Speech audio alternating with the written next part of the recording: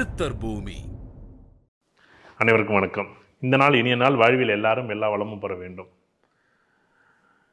எல்லாருடைய கேள்வி என்ன அப்படின்னா, இந்த ஜோதிடம் என்பதும் ஆன்மீகம் என்பதும் ஒன்றா இல்லை வெவ்வேறா? எல்லாரும் இதில் பெரிய ஒரு பெரிய போராட்டமே இருக்குது. என்ன அப்படின்னா, எல்லாருக்கும் என்ன சொல்கிறாங்க அப்படின்னா, ஆன்மீகமும் ஜோதிடமும் ஒன்று அப்படின்னு சொல்கிறாங்க. இல்லை ஆன்மீகம் என்பது வேறு, ஜோதிடம் என்பது வேறு அப்படின்னு சொல்கிறாங்க.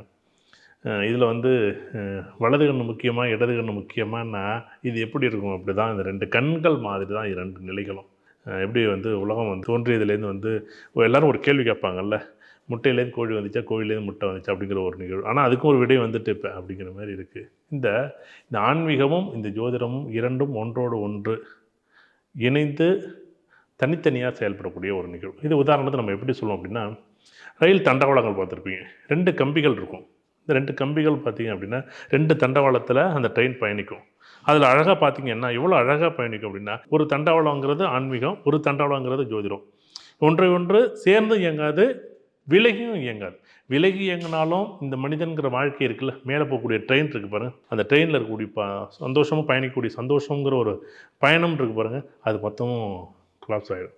இல்லை ஆன்மீகம் மட்டுமே அப்படிங்கிறது ஒரு தண்டவாளங்கிறது நல்லா இருக்காது. இல்லை ஜோதிடம் மட்டுமே அப்படிங்கிறது ஒரு தண்டவாளம், அதுவும் இருக்காது. இந்த 2 தண்டவாளங்களும் 2 கம்பிகள் இருக்குல்ல, இந்த 2 கம்பிகளும் சேர்ந்து இந்த ரயில் பயணம் அப்படி இருக்கு பாருங்க, அவ்வளோ அழகாக வாழ்க்கையில். ஏன்னா எல்லாருமே ஒரு மனிதன் எப்படி சந்தோஷமாக ஆகணும் அவ்வளோதான் கேள்வி. நீங்கள் ஆன்மீகத்தை சொன்னாலும் அதான், ஜோதிடத்தை சொன்னாலும் அதான். இது கிரகங்கள் என்ன அப்படின்னா, இப்போ ஒரு உதாரணம், ஆன்மீகம் என்பது இது பயபக்தின்னு சொல்லலாம், பக்தின்னு சொல்லலாம், ஆன்மீகம் சொல்லலாம், கடவுள்னு சொல்லலாம், தெய்வங்கள் சொல்லலாம். இது ஒவ்வொன்றுக்கும் ஒரு வரைமுறை இருக்குது. ஆனால் இங்கே ஜோதிடம் எப்படின்னா, இந்தந்த நிகழ்வுகள் இந்தந்த காலகட்டத்தில் இவர் இதை அணிவிச்சு தான் ஆகணுங்கிறது ஒரு கட்டாயத்தின் பேரில் இதுதான் அணிவிக்கணும் அப்படின்னு ஒரு சட்டத்திட்டங்கள் இருக்கு. அதுதான் இந்த ஜோதிடம். இந்த சட்டத்திட்டங்களை உருவாக்குனது யார் அப்படின்னா, இந்த கடவுள்கள். ஆனால் இந்த கடவுள் எப்போதும் நான் சட்டத்திட்டங்களை போட்டுட்டேன், நான் அதான் மாற்றுவேன்னா அப்படின்னா மாற்றாது. நான் உங்களுக்கு எல்லா உதவியும் செய்கிறேன், நான் ஒரு வாய்ப்பு கொடுக்குறேன், நீ ஒரு கெட்டது செஞ்சிருந்தாலும் நீ என்னைக்காச்சும் ஒரு நல்லது செஞ்சின்னா இந்த பாவ புண்ணிய கணக்குகளுக்கு ஏற்ப நான் உனக்கு வழி தர்றேன். நீ மறுபடியும் தவறு செய்யாமல் இருந்தா, மறுபடியும் ஒரு நல்ல பாதையை ஏற்படுத்திக்கிட்டீங்கன்னா, மறுபடியும் உன்னுடைய புரிதல் இருந்துச்சுன்னா உனக்கு கண்டிப்பாக இந்த ஆன்மீகத்தில் இருக்கக்கூடிய கடவுளும் இந்த கிரகமும் கடவுளும் கிரகமும் சேர்ந்து உங்களுக்கு நல்லது ஒரு சந்தோஷமான வாழ்க்கையை கொடுக்கும். அப்படி இல்லைன்னா, நான் ஒரு சட்டத்திட்டம் போட்டுட்டேன், நீ என்ன அணிவிக்கணும் அணிவிச்சுட்டு நீ என்ன பண்ண, நீ அணிவிச்சு தான் ஆக வேண்டும். இது நீங்கள் வேணும்னாலும் வேண்டாம்னாலும் இந்த கிரகங்கள் ஒருபோதும் தன்னிலை மாறாது. ஆனால் அப்படி கிடையாது. இந்த ஆன்மீகம் இருக்குது பாருங்கள், இந்த தெய்வம் இருக்குது பாருங்கள், இது அம்மா அப்பா மாரி என்ன பண்ணும், எப்படியாச்சும் காப்பாற்றணும் இந்த பிள்ளைய. ஆனால் இந்த கிரகங்கள் இருக்குது பாருங்கள், நீ பிறந்தியா, நீ இன்னாருக்கு பிறந்தியா, நீ அணிவிச்சு தான் ஆகணும், நீ இப்படி தான் கஷ்டப்பட்டு ஆகணும், உனக்கு நல்ல நேரம் வரும்போது உன் நல் வாழ்க்கை தரேன், கெட்ட நேரம் வரும்போது ஒரு தீய பலன்கள் தரேன், ஒரு புரிதலுக்கு ஏற்படுத்தணும். அப்போ இந்த ஜோதிடம் என்பதும் இந்த தெய்வங்கள் என்பதும் 2 கண்கள் மாதிரி, இது ஒன்றை ஒன்று சார்ந்தும் சேர்ந்தும் இயங்கும். வாழ்க்கைங்கிற சந்தோஷத்தை பயணத்தில் இந்த ஜோதிடத்தை தான் முதல் படி. இந்த ஜோதிடம் படிச்சுட்டா தான் இந்த ஆன்மீகம்னா என்ன, இல்லை பயபக்தினா என்ன, கடவுள்னா என்ன, தெய்வம்னா என்னன்னு ஒரு புரிதலோட முதல் படியே. நான் ஏன் இங்கே நிற்கிறேன் அப்படின்னா, ஏன் அப்படின்னா, இந்த முதல் படி ஏறினா தான் நம்மளுக்கு கடவுள் எதெல்லாம் நமக்கு வாய்ப்பு கொடுத்துருக்காரு, தெய்வங்கள்லாம் எதெல்லாம் வாய்ப்பு கொடுத்துருக்கு, கிரகங்கள் எதில் வாய்ப்பை பயன்படுத்துது, இந்த நட்சத்திரங்கள் எதுக்கு நமக்கு வழி கொடுக்குது, அந்த நட்சத்திரங்கள் வழியே இந்த கிரகங்கள் செஞ்சு இந்த பாவங்கள் சந்தோஷம் அனுபவிக்கிறதுக்கு எவ்வளோ அழகான ரூட்டு போட்டு. ஏன்னா படைத்தவனே நமக்கு ஒரு வாய்ப்பு கொடுத்துருக்காருல்ல. அதான் ஜோதிடத்தை என்ன பண்ணுவேன், கடவுளின் மொழின்னு நான் சொல்கிறேன்.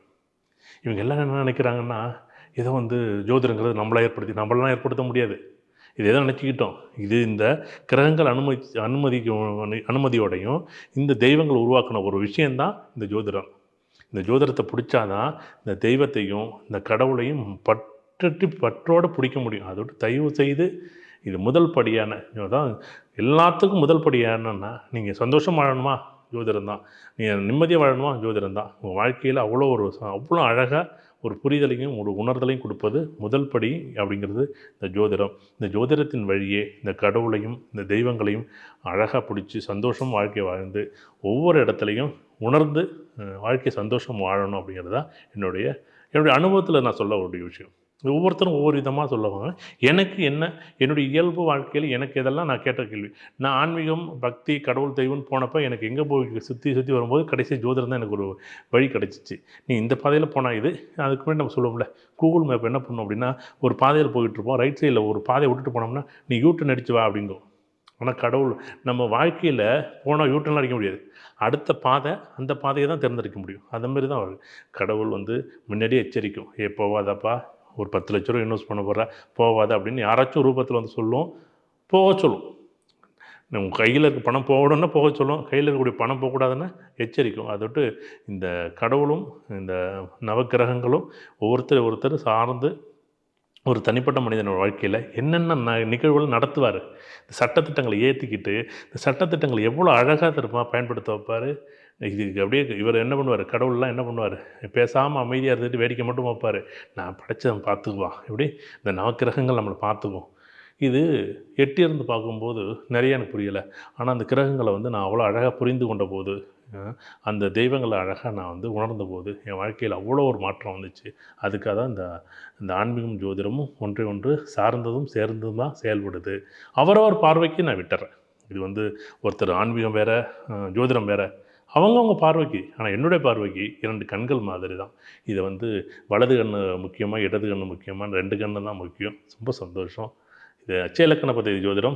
இதில் நான் இருந்ததும் இந்த கடவுளோட அனுமதியோடு தான் இந்த அச்சய இலக்கண பദ്ധதி ஜோதிடமும் வந்துச்சு. இன்றைக்கி வளரக்கூடியவர்களுக்கு ஒரு வாழ்க்கை புரிய வைப்பதற்கு இந்த அச்சய இலக்கண பദ്ധதி ஜோதிடமும் பயன்படுது. எல்லாருக்கும் நல்லா வாழணும். ரொம்ப சந்தோஷம். சித்தர் பூமி.